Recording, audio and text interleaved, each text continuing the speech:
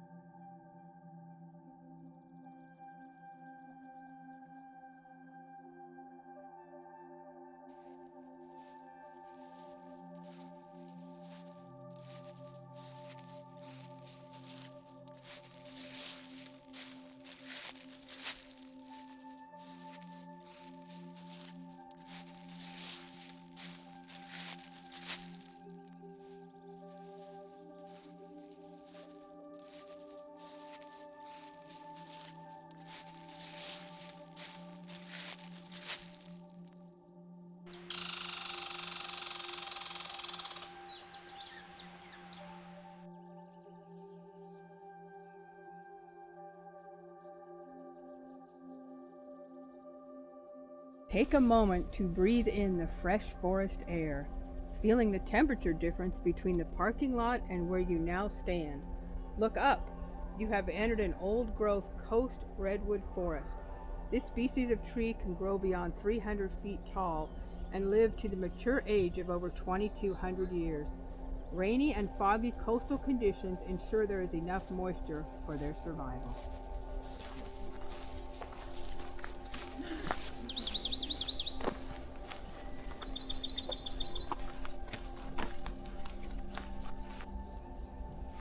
Coast redwoods have many survival adaptations. Bark up to 12 inches thick, roots that extend up to 60 to 80 feet from the trunk, and extraordinary height. Tannic acid in the redwood bark gives it the cinnamon red color and provides defense against insects, fungus, and even fire. More than 150 years have passed since the last wildfire burned through this grove. Feel the trunk of this tree. The thick fibrous bark insulates and protects the tree from fires. Although an intense fire may burn through the weak areas in the bark and hollow out a tree, if enough living tissue remains unharmed, the redwood will survive and slowly heal its scars. You can find examples of this on the tree in front of you.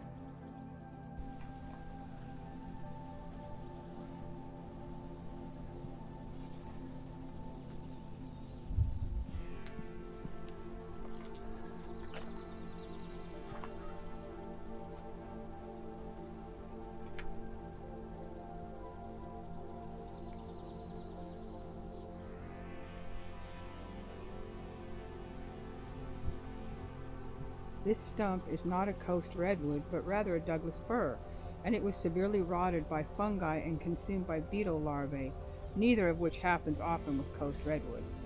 Due to its instability, the park felled this tree in order to protect hiking trails and visitors. The tree will remain in the forest and play an important role in the cycle of life. Over the course of a few hundred years, this tree will continue to decompose and rot and provide nourishment for other forms of life. Mature Douglas firs commonly reach heights of 250 feet and live around 500 years.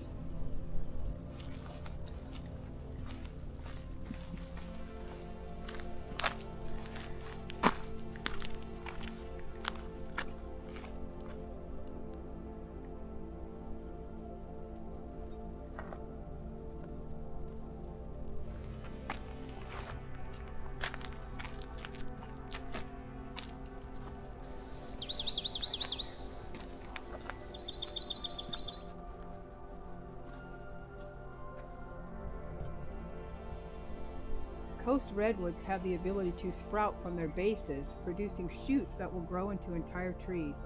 You are currently standing in the middle of a redwood family circle, where a larger coast redwood once grew and left behind its offspring. The trees in this circle sprouted from the base of a parent tree and are referred to as clones because they are often genetically identical. You can find young sprouts just around the corner. Gently feel the delicate new growth and consider what will become of these young redwoods over time.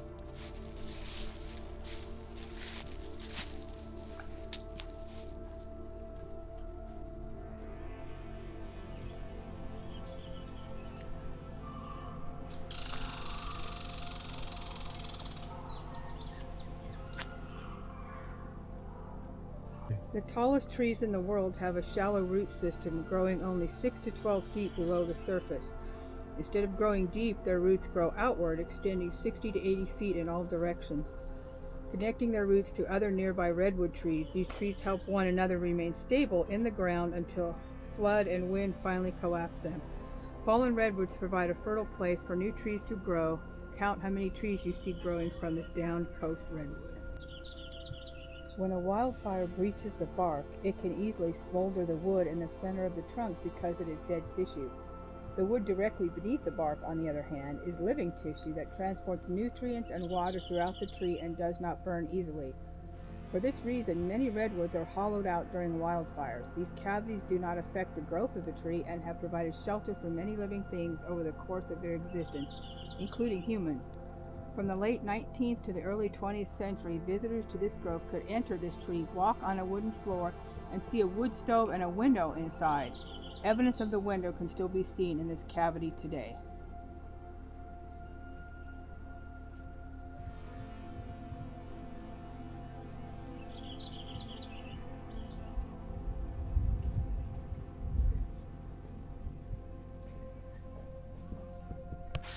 Under your feet, the crunch of dry California bay leaves release a spicy aroma.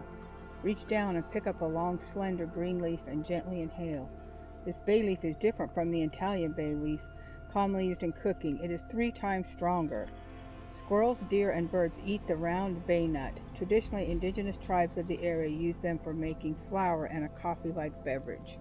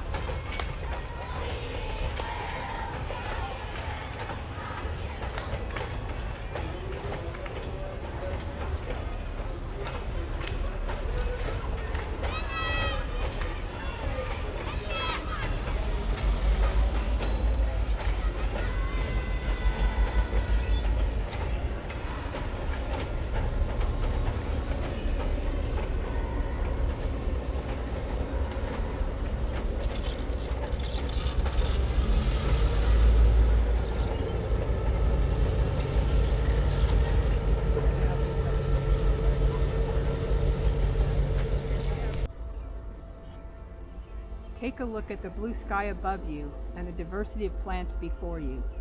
How many different species do you see? Microhabitats like this are found in old-growth redwood forests where there is a gap in the canopy and increased light necessary for photosynthesis. These patches can sometimes be home to highly specialized plants and animals. The bumpy growths on this tree are called burls. Burls are masses of dormant tissue that can sprout new roots or shoots. If the tree is damaged or collapses, the burls can reestablish new branches and leaves, sometimes forming a new tree itself. Burls typically grow slowly over time, indicating old age. Fire scars also indicate age. How high up the trunk can you find fire scars on this tree? At least once in its life, this tree was significantly burned. After the fire, the burls on the tree sprouted and grew into the branches we see today.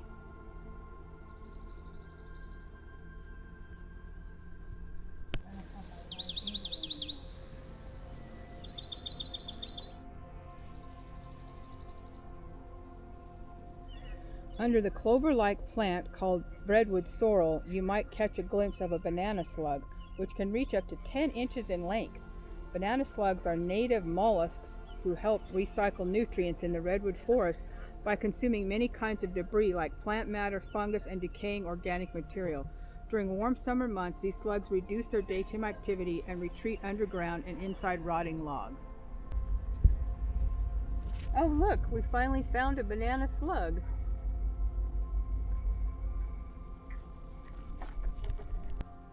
Coast redwoods can reproduce by both seeds and basal sprouts, the shoots growing at the base of larger redwoods. Only 5 to 10% of redwood seeds germinate. More often, redwoods begin as basal sprouts from either the root system of adult trees, as was the case at number 5, or from the root collar burl, as is the case with the tree in front of you.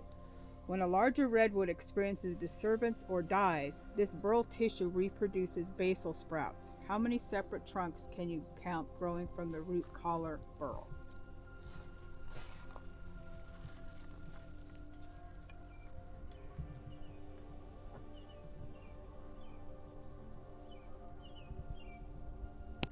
White-leafed albino redwoods located on the bottom left side of this redwood tree are referred to as ghosts of the forest and are a result of random mutation. They lack chlorophyll, which green plants need to make their own food through the process of photosynthesis. The green redwood tree leaves provide food for the albino, keeping it alive. Research has found that the albino leaves contain more metal pollutants than the adjacent green leaves and suggests that the albino redwood tree is removing pollutants from the soil and benefiting the larger green redwood tree. Look carefully for more albinos in the redwood grove. Locate the Jeter plaque on the left side of the trail. In the early 1920s, William T. Jeter and his wife Jenny led a community movement to transition this grove from the privately owned Welch's Big Trees Resort to a county-owned public park. They successfully preserved an area of old-growth redwood forest, and in 1931, Santa Cruz County Big Trees Park opened to the public. A detailed land transfer between the county and the state combined the Redwood Grove with donated surrounding property, establishing Henry Cowell Redwood State Park in 1955.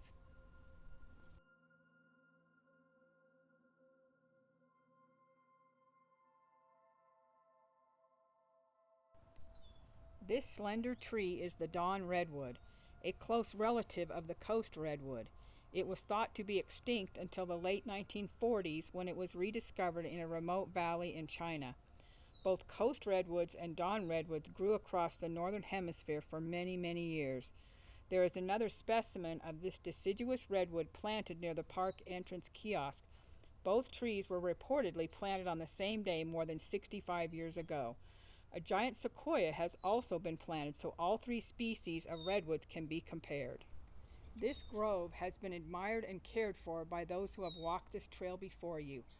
Please continue the tradition to ensure this grove will remain preserved forever.